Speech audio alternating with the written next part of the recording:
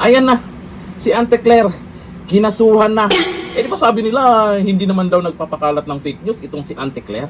Yun nga lang, yung pinagyayaw-yaw niya na itong nakaraan, baka naman walang resibong pinanghahawakan. At Auntie Claire, baka naman Duterte ang sisihin mo dyan. Ayon dito, Batangas 1st District Representative Leandro Leveste files a libel case against Presidential Communications Office under Secretary Claire Castro over her statements on a solar energy company he founded. O ito, ang sabi ni Congressman Leveste. Para mag-file ng kaso laban kay PCO Undersecretary Claire Castro Yun. dahil sa kanyang libelous statements tungkol sa aking solar business. Hindi ko po binenta ang prangkisa dahil wala akong kumpanyang may prangkisa na binenta ko. Ang binenta kong kumpanya ay walang prangkisa. At hindi ko naman pong nais na masaktan si Yusek Claire Castro, ngunit kailangan ko lang pong depensahan ang aking pangalan dahil ilang vlog na po siya tungkol sa akin at ayon po sa advice ng aking employer. Maraming salamat po kay Attorney Topacio sa kanyang guidance.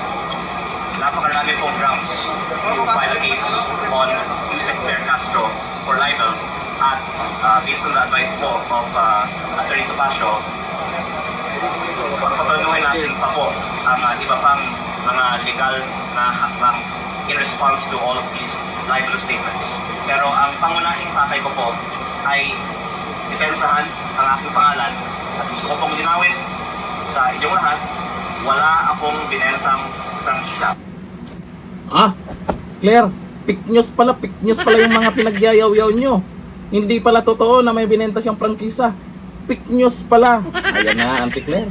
Eh malamang sa mga susunod na ipagyayaw-yaw mo dyan, baka kasuhan ka na naman kung hindi totoo yan. Ang inaalala ko lang kasi dito, baka sasabihin na naman niya na itong si Congressman Leveste ay DDS. Tapos sisihin yung Duterte. Baka lang naman. Eh, inuunahan na po natin. Alam mo naman si Auntie Claire, paborito niya yung mga Duterte pag bumabanat na siya. At inaasahan naman po natin na itong si Congressman Leveste ay maraming mga gagawing panggigipit sa kanya at kung ano man yung ibabato sa kanya dahil doon sa inilabas niyang Cabral Files. Sino-sino nga ba ang nakapangalan doon? Sino-sino nga ba ang nakapangalan na mastermind doon? Auntie Claire, totoo ba yon? Yung nakasulat sa Cabral Files? Di ba? Dahil usap-usapan po ngayon yung tungkol sa inilabas po ni Congressman Leveste na Cabral Files. Ay, suportado siya ng mga netizens dito sa ginawa niya sa pagkaso kay Auntie Claire. Para naman masampulan ba? Para naman medyo kumukontrol-control naman ng kaunti doon sa pinagyayaw-yaw niya sa mga vlog niya. Di ba? Auntie Claire, ito ang komento ng mga netizens diyan sa isinampang kaso sa'yo ni Congressman Leveste. Ito sabi ni Snooki Villaflor. Okay yan, para magtanda si Chucky. Si Chucky?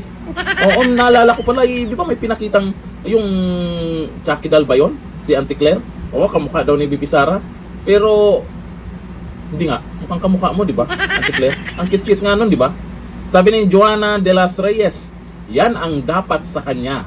Sabi ni Darin C. Francisco, ayos yan, kapag naipanalo pa ni Leveste ang kaso, maaari pa maging sunod na basihan yan para maipadisbar ang palengkerang abogad na yan.